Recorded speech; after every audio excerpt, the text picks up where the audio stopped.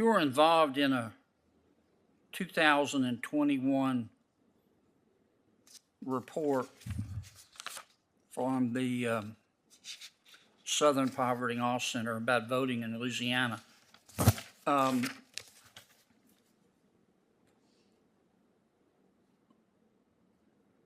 Did you say, quote, racist white Southerners, close quote, and, quote, hostile white voters and governmental officials in Louisiana continue to make local polling places and early voting locations threatening spaces for black voters? Did you say that? Senator, I do not believe that I said that. I haven't read that publication in some time. Will you help write it? I helped to draft the publication and approved it, but I'm not familiar with that language. Oh, you don't? Okay. In that same report, did you say, well, tell me where in Louisiana local polling places and early voting locations are threatening African-American voters? Okay, if that clip didn't make your jaw drop, I don't know what will. What you just watched is Senator John Kennedy doing what he does best, cutting straight through the fog and getting to the truth. And the truth here is uncomfortable. Nancy Obudu is being put forward for a lifetime appointment to one of the most powerful courts in the United States, the 11th Circuit Court of Appeals. A lifetime appointment. And within the first few minutes of questioning, Senator Kennedy has already exposed serious gaps, not just in legal knowledge, but in accountability for past statements that Nancy Obudu herself helped write and approve. Now I'm not here to pile on anybody unfairly. We're going to watch the full exchange together and I'll give you my honest take. But I'll say this right now, Senator Kennedy came prepared. He had the receipts. And this hearing is a masterclass in why judicial confirmation hearings actually matter. So if you care about who sits on your federal courts, and trust me you should, stick around because this one is worth your time. Hit that like button, drop a comment telling me what you thought of that clip, and let's get into it. Thank you, Mr. Chairman. Judge, Ms. Obudu, congratulations. I want to just talk to you, at least initially, a little bit about the law. Ms. Obudu, what's the adequate and independent state grounds doctrine? Thank you, Senator Kennedy. You're welcome. In my practice, I actually haven't had an opportunity to use that principle or doctrine, but my general understanding is that it speaks to the fact that if a federal court is able to resolve an issue based on state law grounds, then that is what should lead in terms of the court's ultimate decision. Okay. What is the selective incorporation doctrine? That also, in the voting rights or civil rights context, is a term that I haven't had to come across. But what I do know is that as a legal research and writer, and for sure confronting possibly new areas of law, I look very forward to doing my due diligence in terms of making sure I'm familiar with doctrines such as that one. Do you know what it is? So no, I'm not familiar with it sitting here Selective today. incorporation doctrine? Okay. Well, you're going to see a lot of it if you're confirmed on the 11th Circuit. Can Congress pass any law that the Constitution doesn't prohibit? Based on the frame of your question, I would say yes, that sounds right. So you think Congress has plenary power? Well, I would first look to what the Supreme Court has said in terms of following precedent. No, but I'm interested, if I could, Counselor, in your opinion, does the United States Congress have delegated powers or plenary power? Well, the Congress has both, I would say, from my general understanding. Again, it depends on the context and the issue, but it is. Can you explain the difference to me between strict scrutiny and intermediate scrutiny? Senator, strict scrutiny is the highest level of scrutiny that's often applied in constitutional cases. What's the definition? I'm sorry, go ahead. Excuse me. So it requires that a state, when enacting a law or regulation, have a compelling governmental interest for doing so, and that the law is narrowly tailored to achieve that interest. Okay. And then intermediate, did you say? Yeah. Okay, yeah. so intermediate speaks to the issue of having a substantial interest or an important governmental interest that is substantially related. Okay. Do you believe that the meaning of the Constitution is immutable, or does it change over time? Senator, I would say that the Supreme Court in some cases has analyzed that issue, and the response really does depend on the context and the issue. But what the court does or has done in its approach, of course, is look to the plain meaning of a statute or of the Constitution, because that really is where the inquiry should start. And if the language is plain, then that is where the inquiry can end. Okay, thank you for that.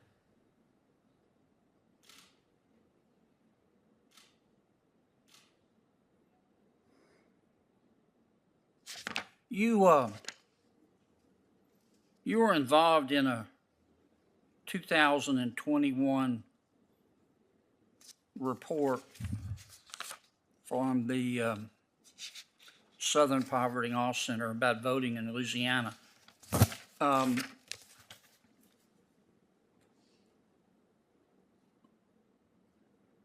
Did you say, quote, racist white Southerners, close quote, and, quote, hostile white voters and governmental officials in Louisiana continue to make local polling places and early voting locations threatening spaces for black voters? Did you say that? Senator, I do not believe that I said that. I haven't read that publication in some time. Will you help write it? I helped to draft the publication and approved it, but I'm not familiar with that language. Oh, you don't? Okay. In that same report, did you say, well, tell me where in Louisiana local polling places and early voting locations are threatening African-American voters? You said it, so which polling places? So again, Senator, obviously I don't have that report in front of me to be able to read and remind myself of the examples that might have been shared. But what I can say is that Louisiana... Let me cut you off because I'm going to run out of time, Counselor. Let me ask you one more. In August 2021, we're not talking 20 years ago, we're talking 2021, you were involved in another report by the SPLC. And you said that voter identification, photo ID to vote, is burdensome and does not serve any legitimate state interest. Do you really believe that? Senator, identification for voting is something... Yes, but first, do you really believe that? You said it. You meant it? The Supreme Court in Crawford v. Marion County has already upheld voter ID laws as per se constitutional. Yeah, but you said it didn't serve any legitimate state interest. Do you believe that? Again, Senator, without that language in front of me, it's hard to understand the context. You said it. Here it is, August 2021. Well, there are cases... I'm just asking you to explain to me why having to prove you are who you say you are before you vote doesn't serve... You said it doesn't serve any legitimate state interest. I'm just asking to explain that statement to me. I understand, Senator Kennedy, and again, without being able to see the language that appears before and after, it's hard for the context. You deny that you said it? I can't say that I haven't seen that language in front of me, but what I do know is that there have been voter ID cases in which courts have found that I'm familiar with the case law, but I'm asking what you think, because you may be on the 11th Circuit. Do you believe that voter ID is inappropriate? My commitment is to uphold the Supreme Court's decision in Crawford v. Marion County. I know, but here you said it was inappropriate. You deny that? Well, again, Senator, it would be helpful to know if that section of the report also cites to cases in which federal courts have found that certain voter ID laws do pose an burden on voters. Thank you, Senator Kennedy. Senator Booker? I'm going to yield to Senator Whitehouse, who's more seniority. Senator Whitehouse more senior than Senator Booker. And more hair. Now, that's no reason to yield. That's a big group, Senator Booker. Let's test them in the 40, though, and see who wins. I think it's kind of a clean sweep of the committee, so to speak. All right, we just watched the whole thing, and my initial reaction was right on the money, and then some. Let's start from the top. Senator Kennedy opens with a series of rapid-fire legal questions, and this is deliberate. This is not Kennedy being theatrical. This is a senator doing his actual job, testing a nominee to find out whether Nancy Obudu is ready for the bench. And what happens? On the adequate and independent state grounds doctrine, Nancy Obudu says she hasn't really used it but offers a general understanding. On the selective incorporation doctrine, a flat-out no, I'm not familiar with it. Senator Kennedy then tells Nancy Obudu calmly, "You're going to see a lot of it if you're confirmed on the 11th Circuit." That is not a threat. That is a fact. And it should give all of us pause. Then Senator Kennedy asks whether Congress has delegated or plenary power, a foundational constitutional question. Nancy Obudu initially suggests Congress can pass any law the Constitution doesn't prohibit, which implies plenary power. Then when pushed, Nancy Obudu starts hedging. Well, it depends on context. That is not an answer. That is a deflection dressed up in legal language. To be fair, Nancy Obudu did give a decent explanation of strict scrutiny versus intermediate scrutiny. Credit where it's due. But that is the bare minimum for someone seeking a federal appellate judgeship. Now the SPLC reports. This is where things get serious. Senator Kennedy confronts Nancy Obudu with language from a 2021 Southern Poverty Law Center report that Nancy Obudu helped draft and approved.